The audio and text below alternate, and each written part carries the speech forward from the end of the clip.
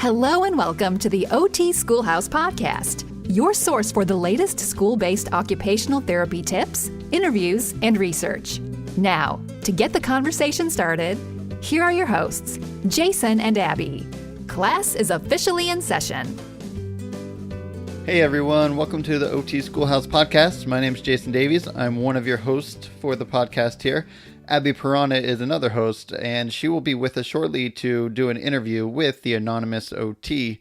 Many of you have probably heard of her. One of her recent blog posts about school-based OTs actually went viral recently, kind of about how school-based OTs are undervalued and underappreciated. And so we'll get into that interview in just a minute.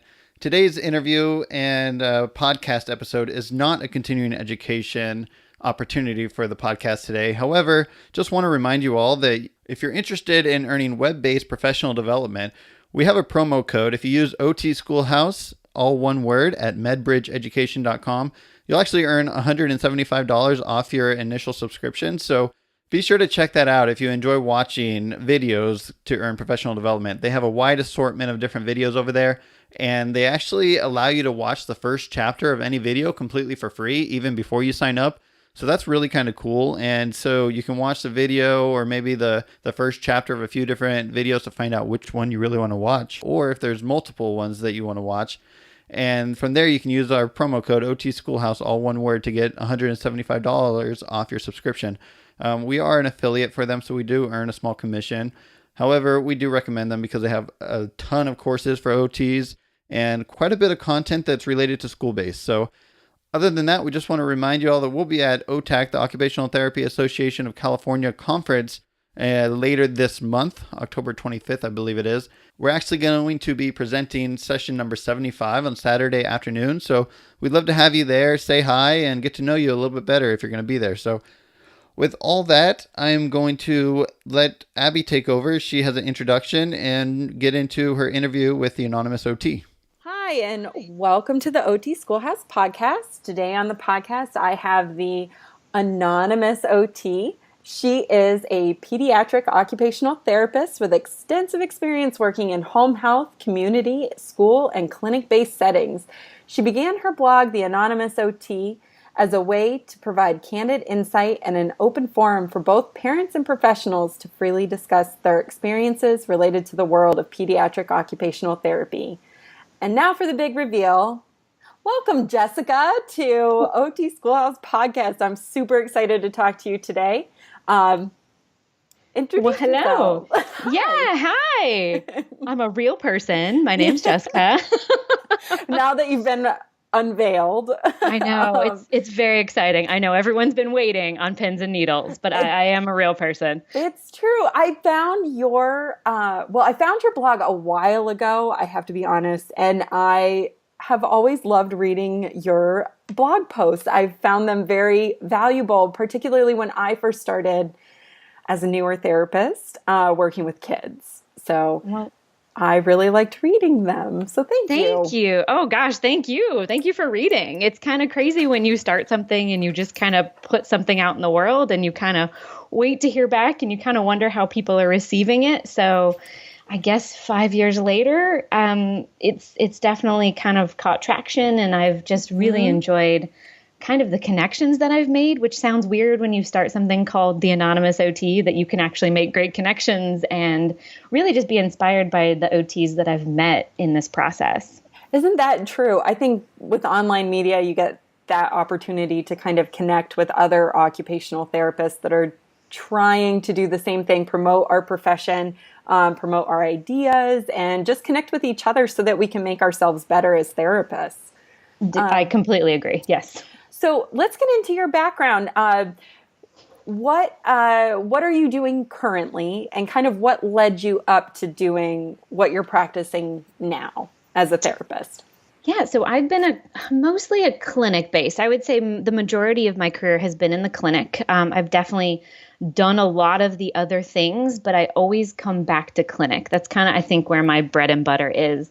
Okay. But I was never going to be a pediatric OT. I went to OT school to be a hand therapist, and I was going to make cool splints, and And it just so happens I had one of the best fieldwork educators I could have ever asked for in one of my first level ones, like it was like week 2 of school. And I was like, oh man, pediatrics, I kind of like it.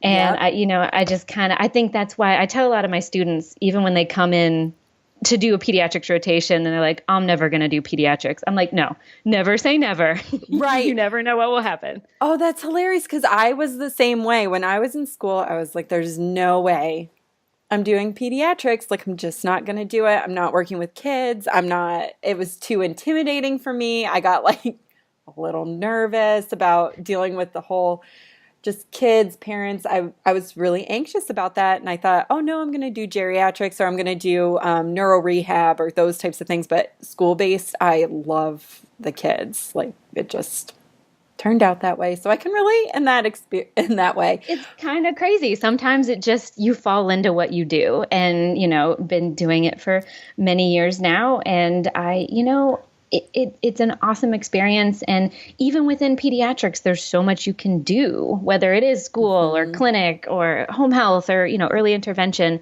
So it's kind of great because I've even explored within that kind of genre or, area of pediatrics. But, I think it's clinic has always been my home. So I think that's where I come back to. So how long have you been practicing in pediatric therapy? About 10 years now. 10 years. Wow. Yeah. And it's not, you've done school-based and clinic-based as well? Yeah. Yes, I do a little bit of school, which is kind of, I just got back into part of my week is a contract in a school system, which prompted me to write a little bit about the school system recently because you kind of forget about it when you're in the clinic. And I just kind of got back into the groove of school starting, and I'm like, oh, school therapists, like, you're amazing. And, I think we take it for granted what other people are sometimes doing in other settings. So just recently, I kind of just had that right back in my face of like, oh yeah, we're all doing something a little bit different here. Right. Which is actually how I ended up reaching out to you. I came across on my personal Facebook feed the article that you wrote in defense of school-based OTs, which actually was kind of hit me at a time in my own moment as a school-based therapist where I had kind of a contentious IEP. Maybe not contentious isn't the right word, but it was one of these IEPs where I was very anxious going in, where I was new to the student and I had too much background information to not be nervous about it. Sometimes there's too much background, right? Sometimes you know too much. Right. Yes. And I thought, if I could just not know any of this so that I could just give my that my nerves wouldn't be tainted by this. But when I read it, I thought, oh, thank you for writing that, because I just really thought to myself, oh my gosh, this gets it. It's a different, school-based OT and clinic-based are very different. And so what kind of led you to write that article? I guess what were you thinking when you decided that you would write it? Because anonymous OT seems like you're doing that so you can share your opinions.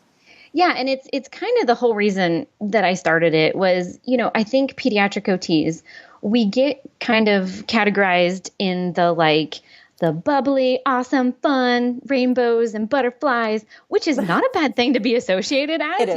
There are definitely worse things, but I think it makes talking about the hard stuff even harder because people associate with us. I hear that all the time. Oh, you work with kids. How cute. And I'm like, yeah, I got punched in the face yesterday too. But there's different things that people don't know. And I don't know that we always talk about it. We tend to talk about it, in the break room or, when we're in the waiting room waiting for a parent, and we're just having a rough day.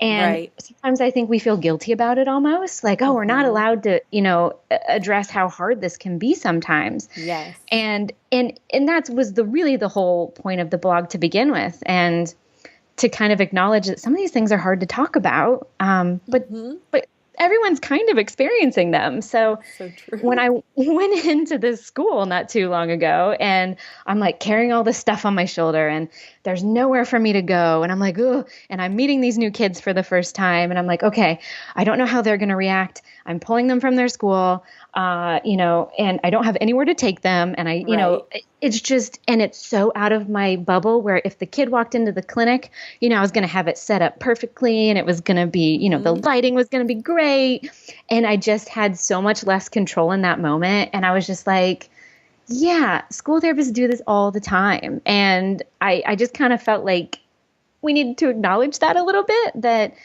what you guys do is hard to do all the time. And I also think that it gets overlooked because people don't have a face a lot of times to put to your name. Sometimes you might not see you in an IEP meeting, or they might not know you as well as they know a clinic therapist. And I guess just in that moment when I'm like in that stress of the school, I'm like, man, like they really need a little more recognition. So that's kind of where the post came from. It was that moment of like, wow, like I wish I could just give you all a hug and say, thank you for what you do. Thanks. And I think I liked as well that it really touches on that there is a difference really between what an OT does in a medical model or a clinic model versus what a school-based OT does. We're kind of beholden to two different sets of circumstances and kind of rationale behind why we're providing therapy services to begin with. And that really, and I like that it was kind of like, we can't compare the two in a us versus them way, that we really need to support each other. Yes, which I sometimes I've been in those situations where it feels like an us versus them. It does. Yes, and I'm like, me too. Why? Like, no, we should be on the same team. And I think we get defensive. And I think that as clinicians, as OTs, we are caregivers, we are problem solvers.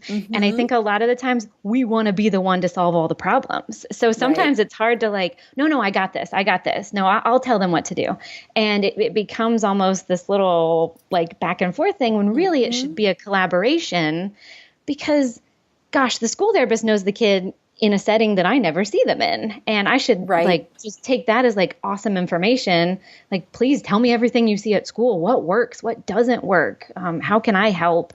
And when I've had those experiences, the child makes so much more progress because we're a team. We're not working against each other.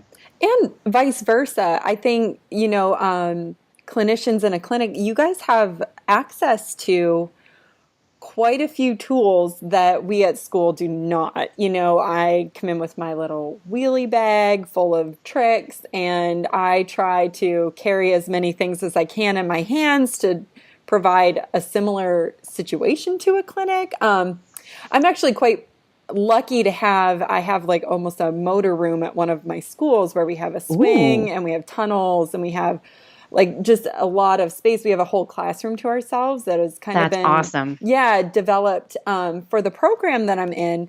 So we get an opportunity to kind of give the kids better, I want to say, just a better experience as far as getting involved with their gross motor and their sensory motor and all of those components.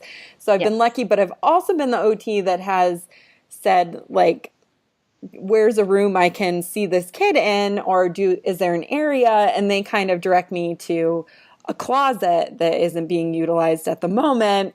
And I have to try and figure out how to turn the hallway into treatment and try to turn these different environments into treatment. So, but I know clinic-based, so if you're picking up a child in a clinic for services, what kind of does your assessment look like?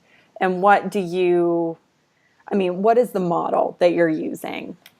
And this is what I realized from being in the school is, I kind of have the freedom to do what I want, and to an extent, obviously within the parameters of OT, but there's not necessarily that tie directly to the educational program. You know what I mean? So I can do oh gosh, I can do, probably a lot of the things that you look at, but I have kind of a lot more wiggle room as far as, oh, mom says she wants to work on this. Yeah, we'll throw that in there. I feel like the sensory integration piece, I tend to have a lot more freedom to expand on that. For sure. Yeah. I actually just had a parent in the school system that was like, well, we want to transfer our services into the school because I don't have enough time to take him to the clinic. And he's doing sensory integration therapy in the clinic. Can't you just do that at school? And I'm like, that's not really how it works. No. We're very different models. It's different things. So I kind of had to explain that to her that it seems more convenient, sure, but it's not the same service. Right. And it just isn't, because we can provide strategies for children experiencing sensory difficulties if they are impacting their performance in the classroom. It's not that we're trying to fix it from a sensory integration model. Like, we're not trying to fix the actual deficit area in those instances because we don't have the tools. Exactly. And sometimes you might have to take more of an adaptive strategy in the classroom. And, whereas sometimes we can use more of that full-blown sensory integration theory. And so and I think that's kind of the hard part for some parents to understand, is that it is different. Yes, it is. Definitely. Yes. But then that is also hard sometimes when then you get the whole like, well, then tell them to do this. They might see us working on a skill in the clinic and they're like, well, can't you tell his school OT to work on that? Well, no, because they're working on something else. Right. And, they kind of have rules that they have to follow. So I kind of am bummed that there's a lot of times that it like looks like you guys can't do something to a parent when really that's just the model that you guys are working in. Right. So I think it's my duty as a clinic therapist to help the parent understand that and to help educate them on what you guys are doing so that they can really appreciate the services that they are getting in the clinic or in the school that they don't realize that they're getting, if that makes sense. No, that makes total sense, because also as a school OT, I don't want to duplicate anything that you're doing in the clinic, but also the purpose of a child being at school is to be at school and be educated.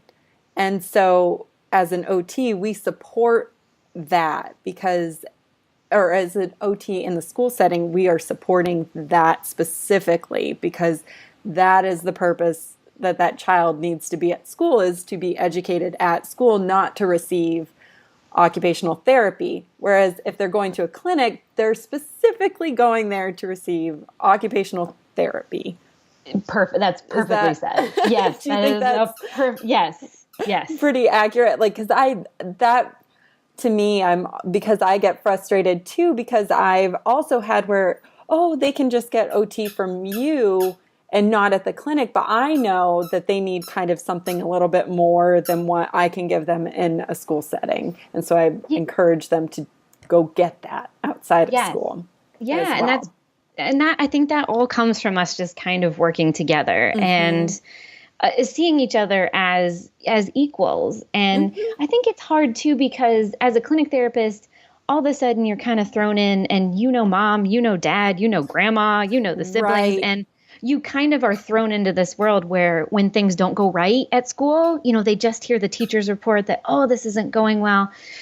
And then they look to you and you're like, but I also trust your school therapist. I know that they've got this. So it's hard because you might have this connection and parents tend to turn to you. And sometimes that frustration gets misplaced on what they think someone should be doing at school. And I think as clinic therapists, we really need to stand up for our colleagues and say, like, listen, I know they are working on everything that they can, and being as supportive as we can to help minimize that kind of separation that we might feel. Right. And yeah, exactly. Like if we communicate better between the OTs, in the clinic and at school, as well as just kind of being self-aware. I liked how in the article you talk about that, about being kind of more a little bit self-aware of your own, like why you might say like, oh no, that therapist isn't doing the right thing. Because I've actually done that as well. in the past where I've read an assessment and I just thought I knew more, but I mean, it was a while ago because I've also, I'm pretty sure other OTs have read my assessments and thought the same thing. But so that's why I like that idea of just being like, oh, it's being self-aware that, okay, this is a snapshot for me and a snapshot for them. Exactly. What are your thoughts on that? Yeah, it's so easy to be like, I'm not the one being called out right now. Awesome. Okay, yeah, sure. Yes. Oh man, what are they doing over there? I don't even know. And it's so like, I did that a lot as an insecure therapist when you're first starting, because you're like, oh, they like me. Oh, I'm doing a good job because they're not mad at me. So therefore, I'm going to just roll with this feeling because this feels good. But then you also have to realize that could easily flip-flop the other way. And I think it's just realizing that it's not about you, it's just the situation and the circumstance. So I'm sure we're all guilty of that. And I know we've all probably read reports. And although haven't you written a report and you're like, oh my gosh, I hope no one judges me when they read this report. Yes. 3 years later, or the kid comes up for a triennial assessment and I look at it again and I was like, oh gosh, I tried my best. Like I always put forth a huge amount of effort into these assessments. Of course. You do too, I'm sure. You really try to look at every single part that could be, but sometimes over time, I think particularly with occupational therapy, the more you practice, the more you see things and the more you understand the cause. Like you just get better at your observation skills. You get better at assessing kids. You just get better at it. And in 3 years, that's a long time to get better at these things. And so some reports that I even wrote, when I reread it and I read my recommendations, and then I realize that over those years we've implemented them, and oh gosh, I'm really glad I got a chance to reassess this kid because I need to revamp all of what I recommended before. And I think recognizing that, yes, OTs are humans, right? We should all be forced to read our evaluations from 3 to 5 years ago and just be like, oh, I can never judge anyone. We all grow and come from a different place. It's okay. It's okay. We're all learning together. And I think that's the really cool part about what you're doing with Anonymous OT and, what we're trying to promote with our own podcast too. Just that conversation, realizing that we can really learn from each other. And that's really what I took out of that article. I loved that part of it, that don't pin each other against each other. We can really learn from everybody as OTs in a collective group. Yes.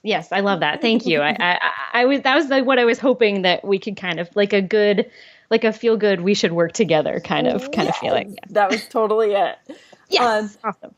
I also, because I loved your blog, you wrote this article that I found that was, is it ethical? And I just thought that was a really cool article, just in the sense of, yes, OTs were forced to make difficult decisions.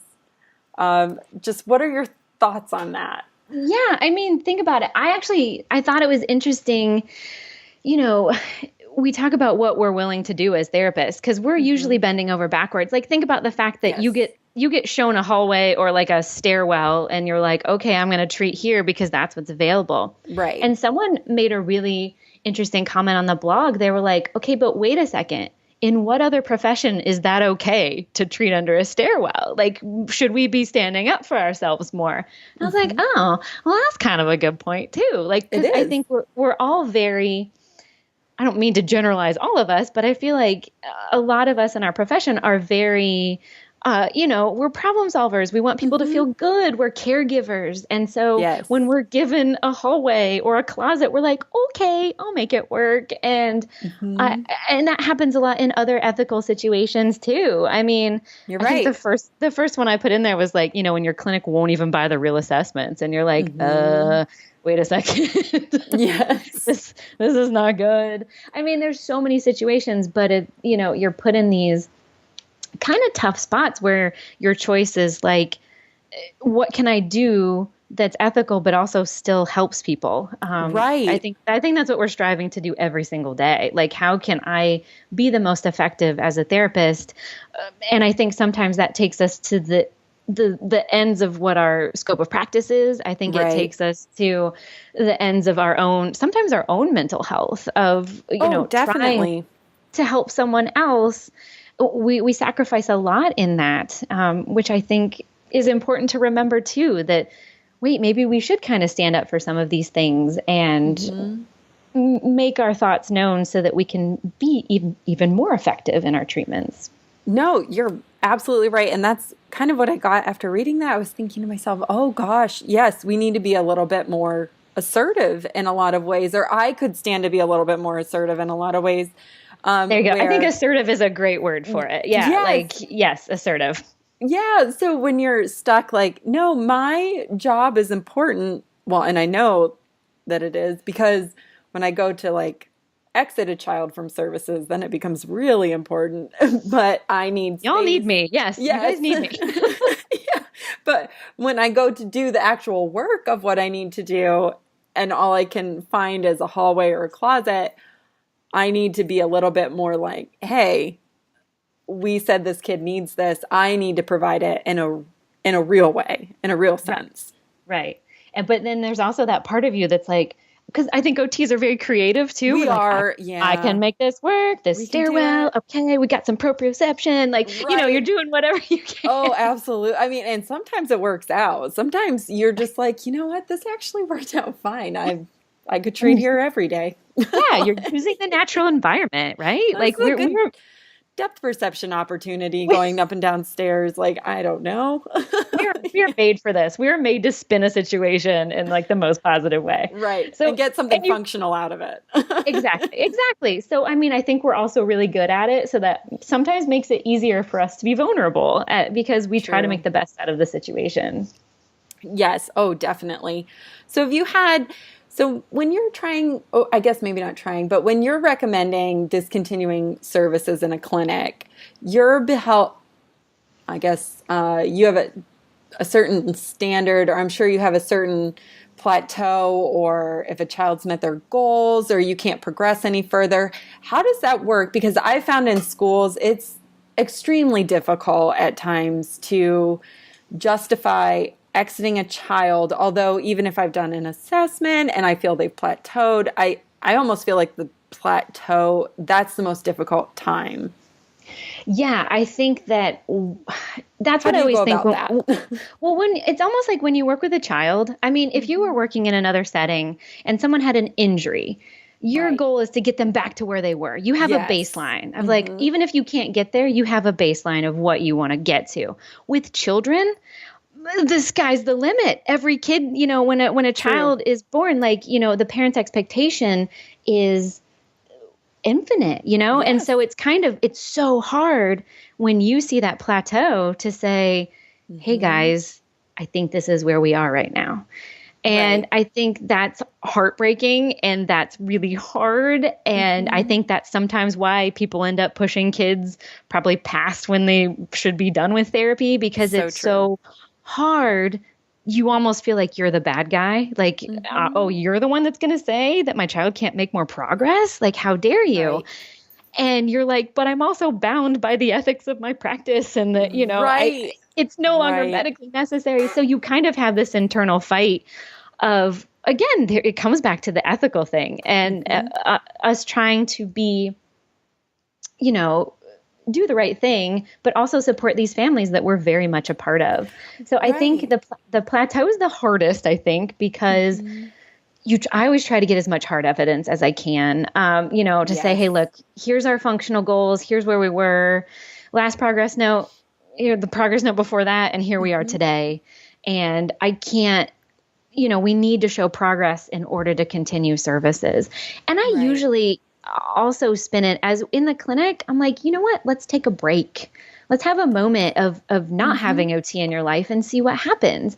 And I will tell you, that's usually the best scenario, because often when they get that break and they see everything's going to be okay, I don't necessarily hear from them again. But it was that option of like, you can come back if you need to. We'll just get another prescription. We'll reevaluate. But it's kind of giving yourself a little bit of separation, which I know is probably harder in the school. I don't know how y'all do that. Yeah, it can be Because typically we provide services for a very long time in school. It seems like there's not this, because I think your frequency and duration is probably greater for a while. Yes. Yeah. Oh, Like totally. off the bat. I'll see, most of the times I'm seeing a kid one time a week for like an hour. Yes. Yeah. And most of the time we're doing, at the most, it's usually one time a week for 30 minutes. Mm-hmm. And then we're trying to implement something that can be carried out by other people in the classroom, or we're trying to implement things. So ours is kind of more dependent on access to curriculum and what they're doing in the classroom. And we're kind of coaching people to do something daily.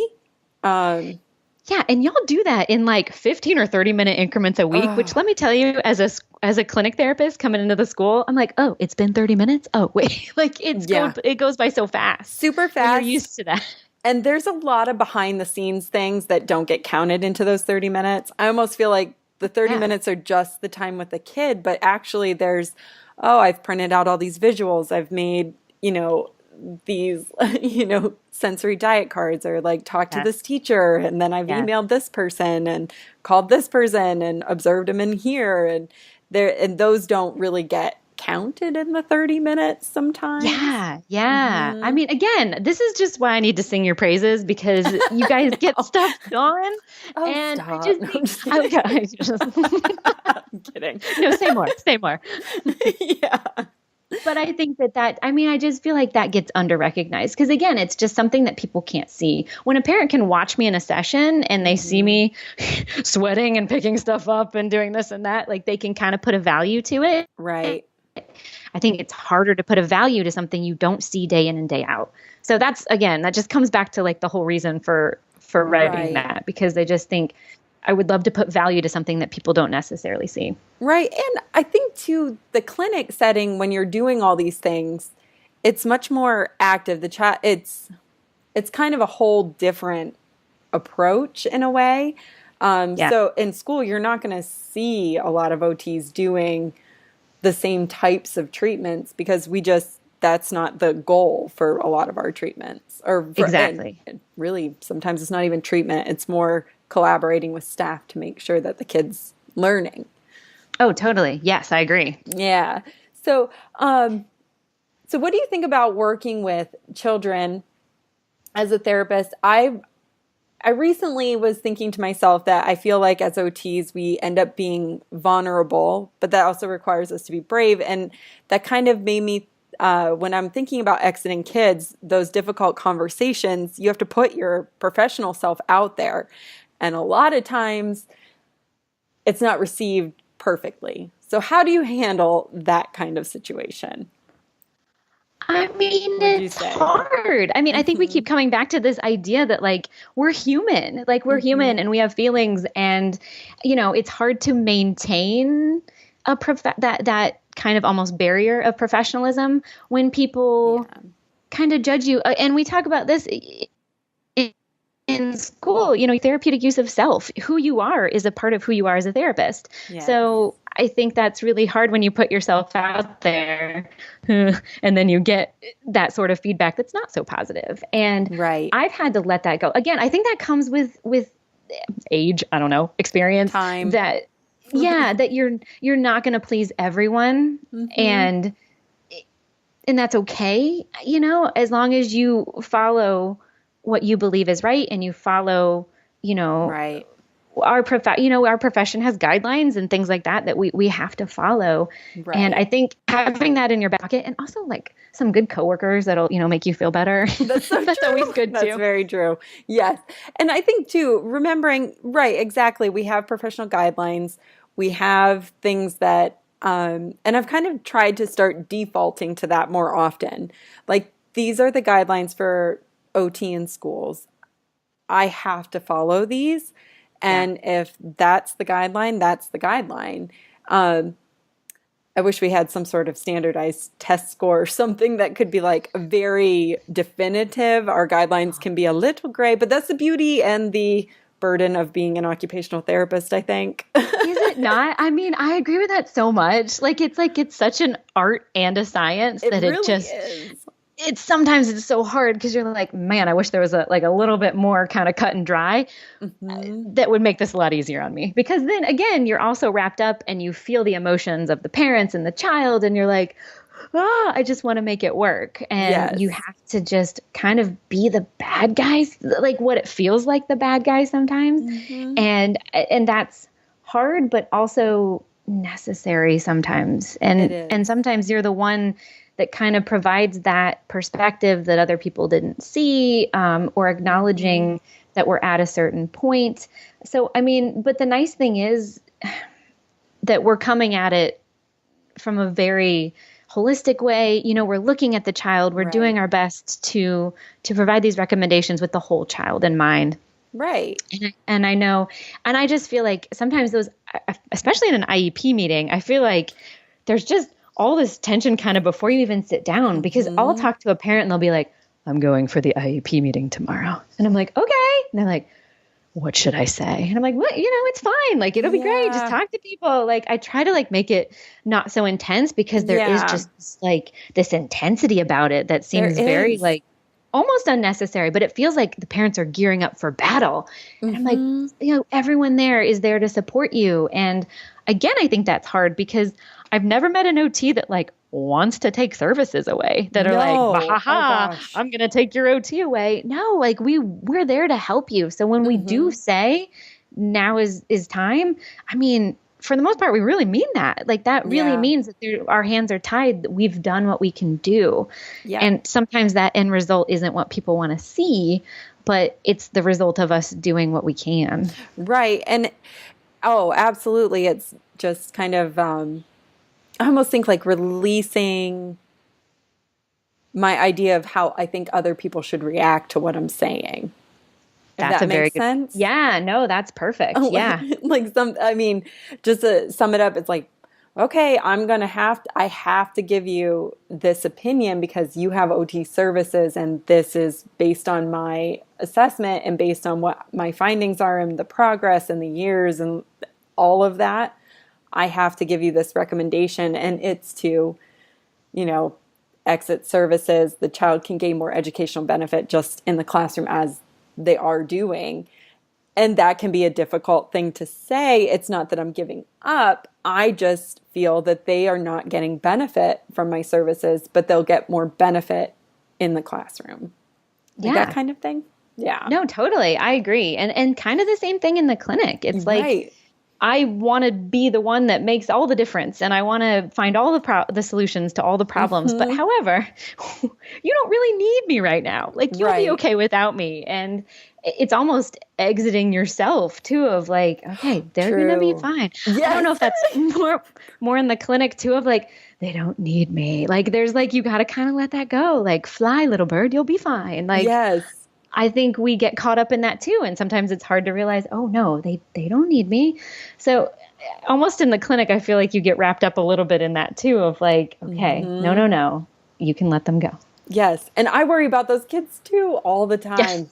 Yes. The ones that I'm not seeing anymore, I still just kind of want to check on them. Like I think I'll rack my brain. What did I miss? Was there something I missed? Like I will replay my assessment. I'll replay the past goals. I'll think and think and think, oh, I could have done this for their handwriting. You know, even though I know that it probably wouldn't have made a huge difference, I still am like, oh, I could have tried blue highlight paper instead of the yellow. Like I don't. But again, you're also talking about the hard part about OT is that there's not necessarily a cut and dry path that you take. It's not like, oh, handwriting problem, we're going to do this, then this, then this. Like, sure, there's evidence and there's best practice standards, but there's also this acceptance that like what works for one kid might not work for another. And I think that's what makes our profession messy, is that there's not an X, Y, Z of what you have to do. Right. Which can be frustrating too. Like, oh, if there was only the X, Y, Z, I would do that and they would be great. And we don't get to do that. We don't get to do that. Yeah. So do you have any, do you have any stories or any children that you worked with that you can think that you were like, oh, this was just the best. Like, it's the story you would go to if you're having a rough day anything like I'll think back on my week and I'm like, I'm really grateful for that treatment session because I had a blast and that kid was awesome that day. Do you have anything like that you try to do to just keep yourself fresh?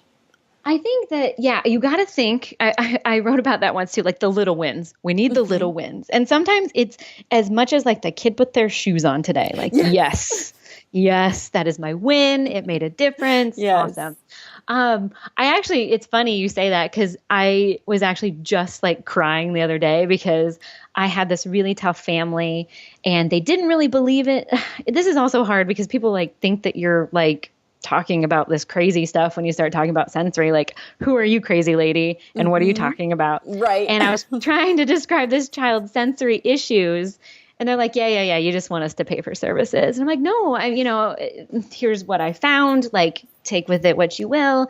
Right. And they actually ended up doing OT and they were so skeptical. And I actually just discharged them. And I got this long email from the parent that was like, we didn't realize how bad things were and how far we've come. And we just thank you for looking at our child differently. And they sent like this picture of him like going off to kindergarten. And I was just bawling. I was like, right. Sometimes it works, Like, yes. Exactly. So that was actually, I'm going to call that a big win because that was like someone that was making me feel like, they don't even believe that I like am a legitimate practitioner. When you start talking about sensory, sometimes you just lose people. And to go from that to this, oh my gosh, this like incredibly thoughtful thank you letter was just like, oh, I'm good for like the next 6 months. Like I'm good. I'm ready. Let's go. Right. It just keeps you going. And I think almost like as OTs, we just need to focus on those little wins. Like you said, just focus on those little stories, the ones that you're like, like I recently had a student transition out of OT without an issue when before it was dropping and crying. It's just running around the room trying to hide under things. And when we got him to just, okay, this is your drawer, it's time to go. And he went and put on his shoes and he had his little thing and he left. And I just remember thinking like, yes, the school year is going to go swimmingly. That only was 4 sessions of tantrums. And now we're on the road to success. Like it was just, those little moments where you're like, transition without dropping to the ground and screaming. Like, this is fantastic. Like, I'm super excited about it.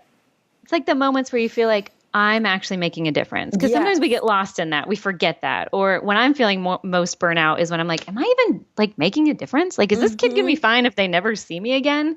And you like kind of play that in your head. Yeah. And when you have a moment where you're like, oh, that's because of what we did. Like that's huge. And that can keep you going and keep you fresh. And, we need those little moments. And you also have to look for them because it's easy to kind of miss them when you have those hard days. Oh, for sure. It can be really hard to miss those, really hard to recognize them when you've had a hard day. Or even when you're in a meeting and you just start thinking like, did I write is this the right thing?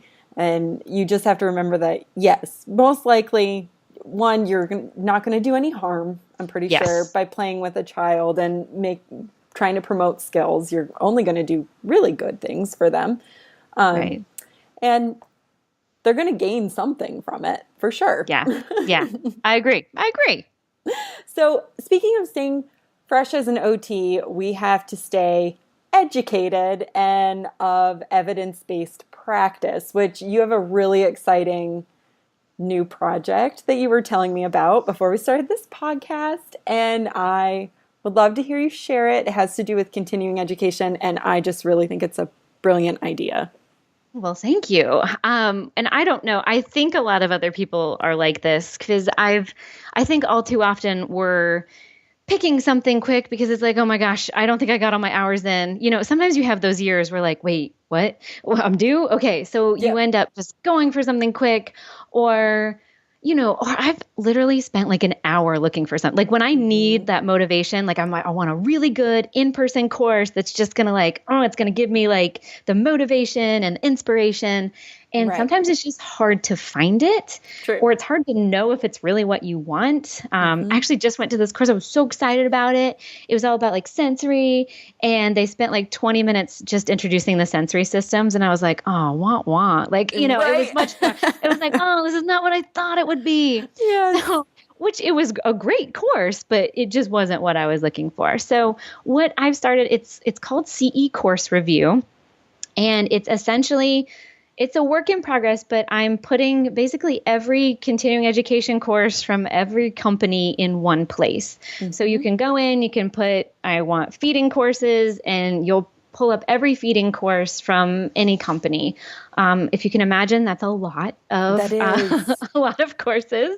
And I'm just going to keep growing it. But I'm at the point right now where I'm really looking for therapists to log on, maybe leave a review on some of your favorite courses. So if someone's pulling them up, they can say like, oh, this is a great one for a new grad, or, oh, I really need to take this course on sensory integration.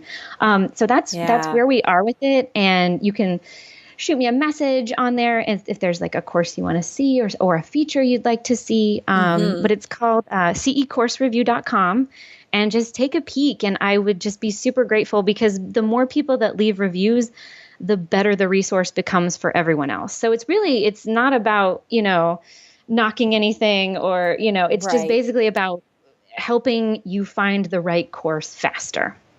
I think that it's a brilliant idea. I also love the idea of being able to review a course and see what the other reviews have to offer. Because you oftentimes, I was thinking, oh, I get a brochure in the mail, and I flip through it, and then I think, this kind of applies. I guess it's in my area. Maybe I'll take it. But continuing education is expensive. Yes. And it's crazy expensive. It's crazy expensive, and we need to be able to review it. And I think, too, if there is a review system like that that's being reviewed by professionals, I think that probably continuing education will even be a little bit more better. Well, that was my thought. Better. Yeah, it was better. Maybe not good. More better. That's a little. Sure. It'll definitely more better for everyone. More better. I think it's holding something to a higher standard. Yes. And when I tried to do it, like when you review a course, there's like 5 questions. Like what, you can add your comments, but it's like, was the presenter effective? Sure. Sometimes you go and you're like, oh, this instructor doesn't really, they're not keeping my attention. Or even like, did you learn something? And some of the choices are like, yes, I learned something new and it reinforced what I was already doing.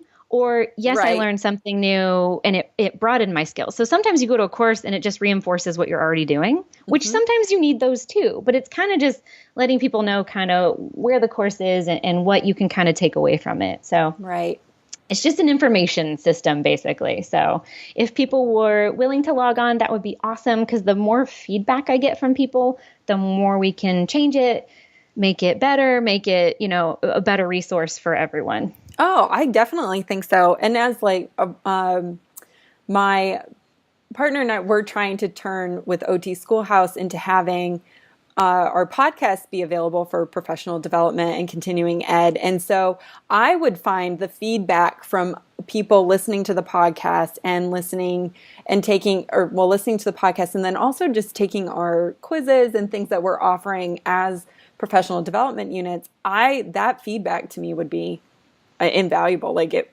would be really helpful at making our courses and presentations better as well. Totally. Yeah, I agree. And people might not even know, like, oh, I could listen to a podcast and get continuing ed. Like that's great. And maybe that works best for them. So again, it's having all those resources in one, and I'm just trying to make life easier. We're going to try.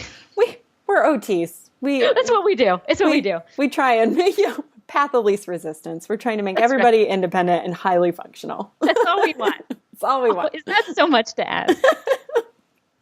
Well, it has been a total pleasure, Jessica, having you on the podcast and chatting with you.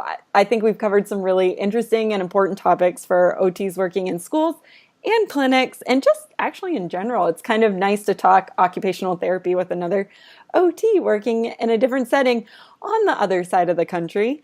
So, right? We keep it fresh. That's right. I'm super glad that hurricane didn't get in the way of this recording. We're safe. We're safe over here on the East Coast, most of us. But we're definitely thinking of those that were in the path, because that is just awful. But and thank you so much for having me. It has been a blast talking with you. I love connecting with people. Again, it's awesome to be behind this computer screen, but meeting great people across the country. So thank you very much. Well, thank you for coming on the podcast, and hopefully we'll get a chance to chat again soon. And if you're ever out in Southern California, or if I'm ever in your area, I will also come for a visit. Awesome. Sounds great. Thank you so much. All right. Well, take care and have a good night. Thank you. All right, well, that does it for today's episode of the OT Schoolhouse Podcast. I want to encourage you all to check out Jessica's website, both the Anonymous OT and CE course review. It'd be really cool to have some of you actually review our courses over there. I think she has them up. You just have to search for OT Schoolhouse and they pop up. So feel free to head on over there, give us a quick review. We'd appreciate it, and I'm sure Jessica from the Anonymous OT would as well. Thank you again, Jessica, for coming on. We appreciate having you, and you're welcome back anytime. One last thing before I let you go, be sure to check out otschoolhouse.com/episode 16 for all the show notes and links to any of the content that Jessica and Abby talked about today. So we'll see you over there. Otherwise, take care. Have a good one. Bye-bye.